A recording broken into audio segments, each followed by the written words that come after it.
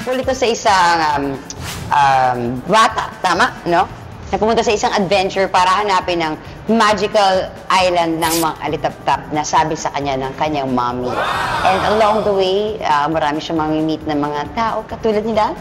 Ako, si Madam, yun. Ako first time ko, pero as your team captain, nangangako ako sa inyo na maglalaro tayo masaya. Yeah. Yun naman yung essence, no? Maging masaya lang tayo. Ako second time ko na to, yung first, kasama ko yung family ko, pero hindi naman kami nakapasok sa jackpot. Pero nananalig ako na magagawa natin kasi iba ang Team Firefly. Good luck po sa atin. And alam namin na maswerte po kayo sa Lotto. Pero dito po, naniniwala po kami na swerte din po kami sa game show. Yeah. Kaya, umanda na po kayo. Pero good luck po sa atin. Yeah. Kasi kayo Lotto, kami luto. Kami nang bahala. Dadayain namin to. Dadayain ko to.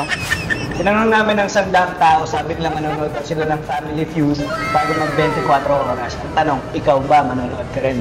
O na.